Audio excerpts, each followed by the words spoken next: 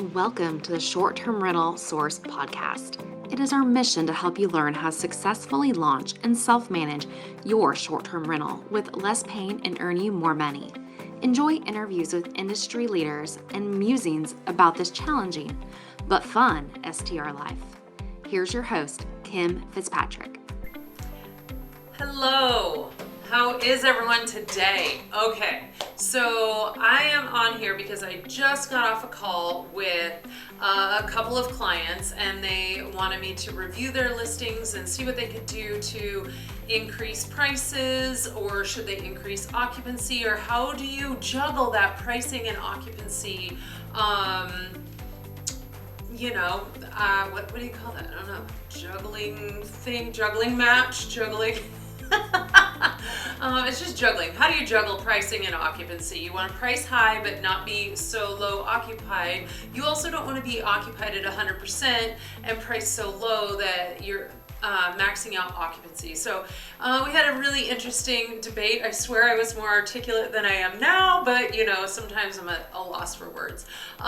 It's honestly, it's weird just staring at myself, talk to myself. So it might be a little distracting. Just what it is. Just deal. I should block the my view of my camera. Anyway, I digress. Pricing and occupancy. Here is the thing. If you are looking around at other listings that are similar to yours in your vicinity, that offer similar amenities, have similar guest count, and look sort of similar, like say you're in a condo and you look at other listings in the complex or the complex next door or the one down the road where you're very similar to what they offer. They all kind of look the same, except for you can base your decor or maybe something else that will set you apart. That's a great place to start. You really want to research your neighborhood and try to find what you think your minimum price would be and also what your average price would be. But I can't encourage you enough to go to pricing software and let them do the rest of the work for you from there. If you use dynamic pricing from Price Labs, it's going to be, I don't use Price Labs, it's going to be about $20 per listing. Worth it. In 1 month, that's a no-brainer. I use Beyond Pricing, and they are 1% of the booking fee. So if I make $100, I give them $1, which means they are pricing me competitively. So as rates jump because demand is increasing for a weekend, there might be all sorts of things going on in these towns. I mean, you might know it's a beach town, summer, higher occupancy, right? There's a higher demand. People want to be there. Winter, lower demand. Duh. But did you know that in November, there's a huge cheer competition for youth age, 8 to 13? And it brings cheer teams from around the country to book places near you because there's an event center that's hosting this huge cheer competition. No, you didn't know that? Me either, because I don't follow youth cheerleading. Or let's say there is a hot rod show that is just the thing to do in town this weekend, and prices soar that weekend for bookings because it's such a high demand event. It brings in tons of people, places start booking up, and then demand increases because there's no supply, and that whole teeter-totter with supply and demand. So if you are setting prices at a standard rate across the board, or you have weekend pricing and weekday pricing, and that is all, you are leaving money on the table. Or if you are booked 4 months out with no vacancies, you're leaving money on the table. Increase your rates. I can't say it enough. And the way to do that automatically is by using Price Labs or Beyond Pricing or another pricing tool that monitors the supply and demand. They monitor compression events. And they know what is bringing people to the area long before you do. So you don't have to be researching the area and paying attention to all of the things, because for me, I have places in 4 different states. It's hard for me to even know what's going on in my own town all the time, let alone what's going on in Florida and Tennessee and all over the world. So use that software, use a pricing software. You just have to. You just have to. It's just 101 right now, and it is just a must. I cannot say it enough, because you're going to make more money than you are going to spend on the software. You are going to spend less time fretting over prices, and you're going to get better bookings, because you're not going to have your prices set so low that you get those less than ideal guests, and you're not going to have your prices set so high that you're wondering why you're completely vacant. So you really want to use a pricing software. I cannot say that enough. And step 2 is using automated messaging. Now, let me tell you, I don't remember, I should probably look, $8 or $9 per listing per month for these automated messages, and they're everything. They do so much work for me. They answer guest questions before I have to. And when I can communicate to guests without having to communicate to guests, I have more time for myself. I have more time to think about things beyond what is the door code, and can I get in early, and what's the Wi-Fi password. These things need to be communicated automatically with people, because it's just it's low-level questions that are going to take a lot of your time and energy and aren't going to move the needle for the guest experience. They want answers to questions before they have to ask them. So have automated messages set up. I have them set up when you book. It goes, yay, you booked. And then I have another one saying, hey, when you come to the area, here are some things you should think about as you pack. And it gives them ideas of what to do in the area, so they can start thinking about their trip.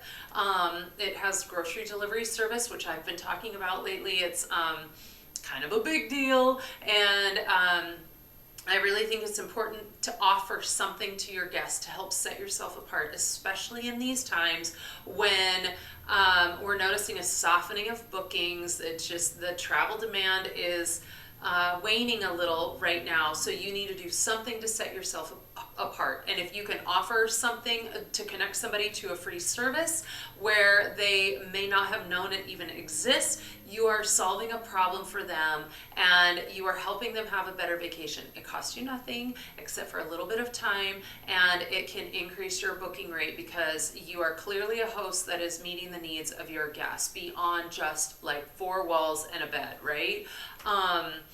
So that is my tip to you. I should probably continue. So when they book, they get a message. A week out, they get a message saying, hey, when you're coming to the area, think of these things.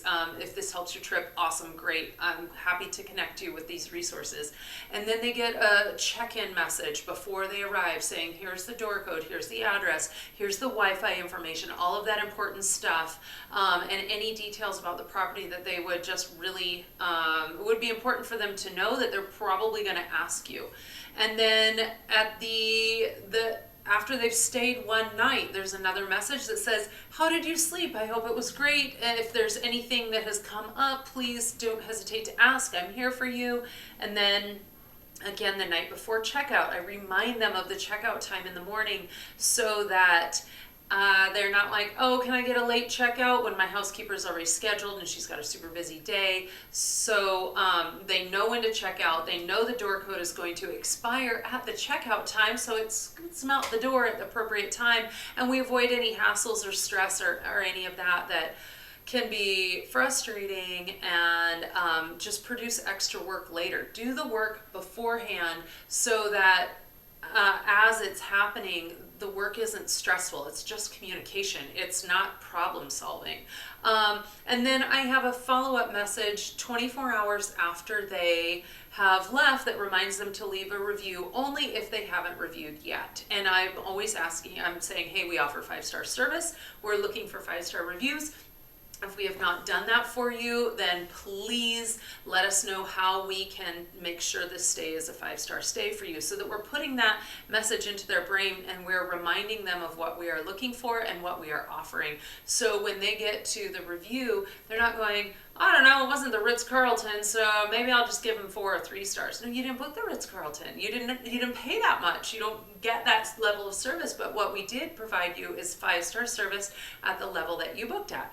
And we need to educate people and remind people and imply what we want so that we get the outcome that we're looking for. We can't just assume that they're reading our minds. We can't assume that they understand how important those 5-star reviews are. So we need to share that with them. But we have to earn it too. We need to elevate what we offer, and we need to elevate our hospitality and make sure that we are there when people need us, and even before, so that they are getting their needs met. They're having a fabulous time, and they're happy to offer a 5-star review because they truly did have a 5-star experience, because that is what we gave them. So keys in this whole process is set up your listing. You must have pricing software. Like, I know you can get along without it, but you shouldn't.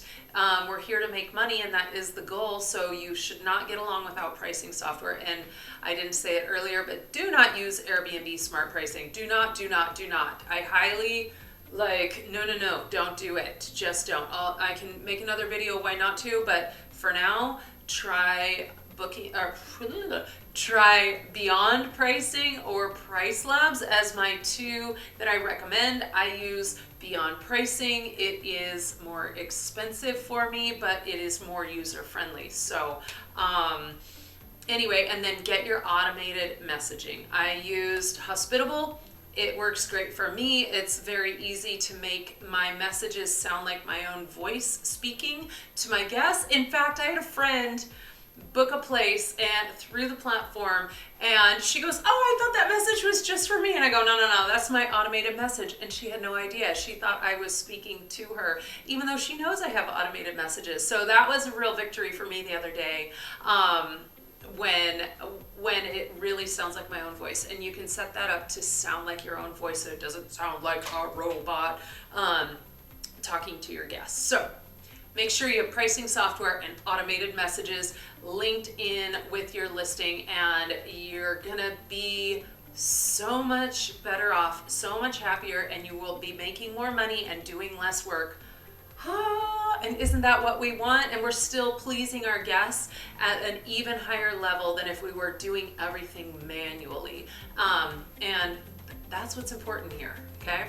So keep those things in mind. Have a great day. I will chat with you soon.